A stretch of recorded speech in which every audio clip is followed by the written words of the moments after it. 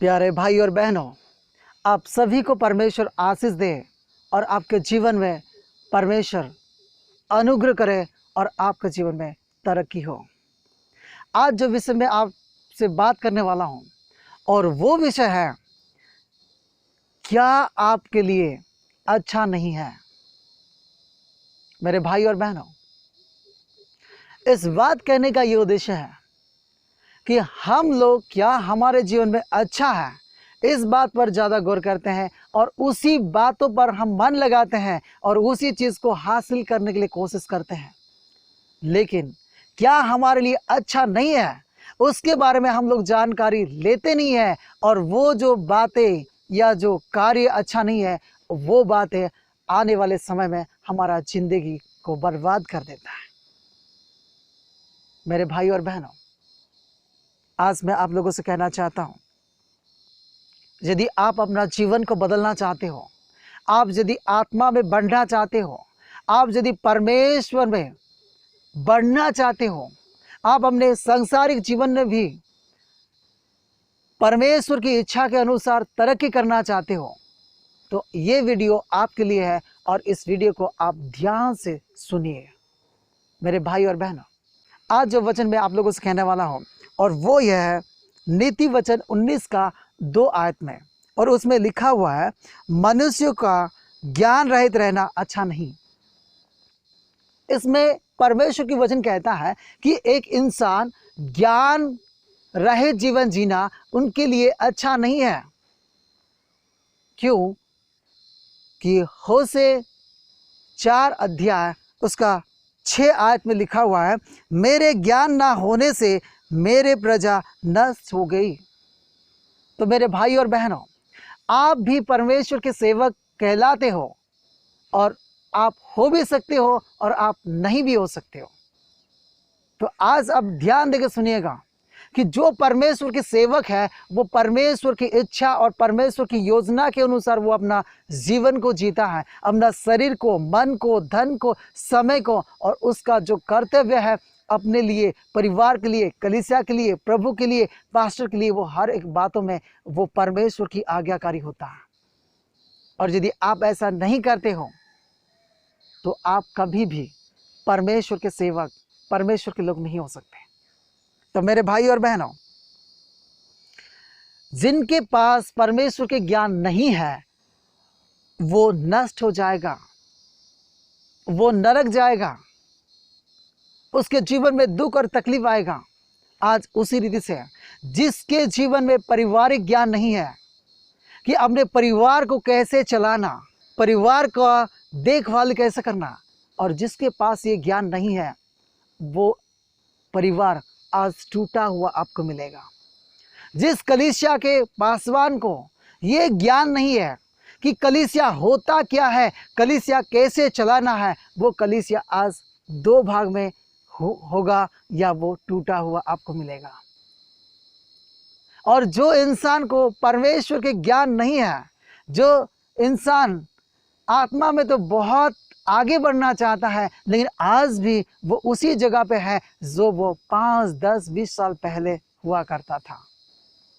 तो मेरे भाई और बहनों, आज ज्ञान की अभाव से आज लोगों का जीवन में तरक्की नहीं हुआ। आज ना उनकी आत्मिक उन्नति हुआ और ना ही उनकी आर्थिक उन्नति हुआ और ना ही उनकी पारिवारिक उन्नति हुआ। तो मेरे भाई और बहनों, आज यदि अपना जीवन को बदलता हुआ देखना चाहते हो, अपने जीवन में तरक्की होता हुआ देखना चाहते हो, तो आज इस वीडियो को शुरू से आखिरी तक देखिए। आज यूट्यूब में, फेसबुक में और हर एक जगह से हमें ज्ञान मिलता है, ऐसे हम सोचते हैं, लेकिन ऐसा नहीं है। जो ज्ञान क्या है उसको हम लोग समझे ही नहीं। जैसे कुछ लोगों को मैं पूछता हूँ कि दीनता क्या है, वो कहते हैं नम्रता, और नम्रता क्या है, वो कहते हैं दीनता। तो मेरे भाई और बहनों, नम्रता और दीनता एक नहीं है। इसी रीति से हम जो ज्ञान समझ रहे हैं वो ज्ञान नहीं है, उसको कहते हैं इंफॉर्मेशन या जानकारी। जानकारी के जरिए हमें ज्ञान मिलता है, लेकिन सिर्फ जानकारी हो तो हमें ज्ञान नहीं मिलता, क्योंकि जानकारी को हम इंफॉर्मेशन कहते हैं और ज्ञान को हम नॉलेज कहते हैं। तो मेरे भाई और बहनों, जो जानकारी हमें अनुभव से मिलता है या जिस जानकारी को हम अनुभव के साथ, एक्सपीरियंस के साथ ग्रहण करते हैं, चाहे वो कोई घटना से संबंधित हो, चाहे किसी के जीवन के साथ घटित हुआ हो, या कोई चीज़ हम करते हुए उसे सीखा हो, तो ये चीज़ क्या है, इसे ज्ञान कहते हैं। और बिना अनुभव से जो जानकारी को जो प्राप्त किए हैं वो क्या है, जानकारी है। आज सबके पास जानकारी है, और जिसके पास जानकारी है उसके अंदर कोई कॉन्फिडेंट नहीं होता है, लेकिन जिसके पास ज्ञान है उसके अंदर कॉन्फिडेंट होता है, उसके जीवन में साहस होता है। मेरे भाई और बहनों, मिर्ची तीखा लगता है। जिसके बारे में जानकारी है वो ये कह सकता है, लेकिन वो उसके बारे में समझा नहीं है मिर्ची कितना तीखा होता है। कभी मिर्ची खाया हो तो वो कहेगा कि मिर्ची इतना तीखा है। तो इसी रीत से मैं आज आप लोगों से कहना चाहता हूँ कि आज हम परमेश्वर के बारे में हमें जानकारी है। आज बाइबल की एक एक वचन को बहुत सारे लोग को पता है, लेकिन आज उस वचन उनके जीवन में नहीं है। जानकारी सिर्फ उसके बारे में जानना होता है, और जो ज्ञान है उसके बारे में जानकारी के साथ साथ समझना होता है। और जो कोई इंसान समझता है उसका जिंदगी बदल जाता है। जो कोई अपने एक्सपीरियंस से गुजरता है उसका जीवन बदल जाता है। आज मैं कुछ बातें आप लोगों से कहना चाहता हूं। आज बहुत सारे लोग जानते हैं, बहुत सारे लोग के जीवन में जानकारी है कि यीशु मसीह प्रभु है, यीशु मसीह मालिक है।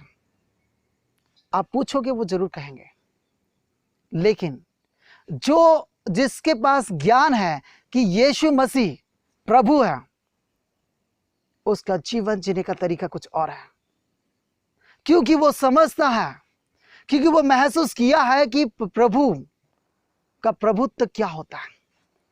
इसलिए वो परमेश्वर के विरुद्ध में कुछ बोलने की हिम्मत नहीं करता, परमेश्वर के विरुद्ध में चलता नहीं है, वो परमेश्वर के विरुद्ध में वो जीता नहीं है, क्योंकि वो जानता है कि प्रभु क्या कर सकते हैं, मालिक क्या कर सकते हैं। आज बहुत सारे लोग के मुंह से हमने सुना है परमेश्वर सर्वव्यापी है, परमेश्वर हमारे साथ है और हम नहीं डरेंगे। लेकिन जब अंधेरा हो जाता है या कोई बुरे ख्याल उनके मन में आता है तो उस समय वो डरने लग जाते हैं। डरते वही है जिनको जानकारी होता है, लेकिन जो ज्ञान प्राप्त किए हैं, जो समझ प्राप्त किए हैं, वो जानते हैं कि मेरा परमेश्वर कौन है और मुझे वो बचा सकता है। जब यीशु को जानते हैं वो सिर्फ मुंह से बोलते हैं, उनके जीवन से कोई लेन देन नहीं होता। लेकिन जो ज्ञान प्राप्त किए हैं, जो समझे हैं कि यीशु उद्धार करता है, वो कभी पाप में नहीं रहेंगे और ना ही पापमय जीवन जिएंगे। तो मेरे भाई और बहनों, आज आप सोचिएगा कि आज जो भी आप बाइबल से पढ़े हो या यूट्यूब से देखे हो, क्या आपके पास जानकारी है या ज्ञान है?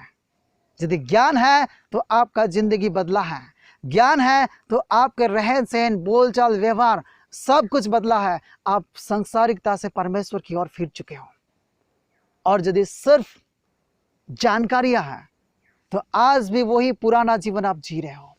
तो मेरे भाई और बहनों, वचन कहता है मनुष्य ज्ञान रहित रहना अच्छा नहीं है।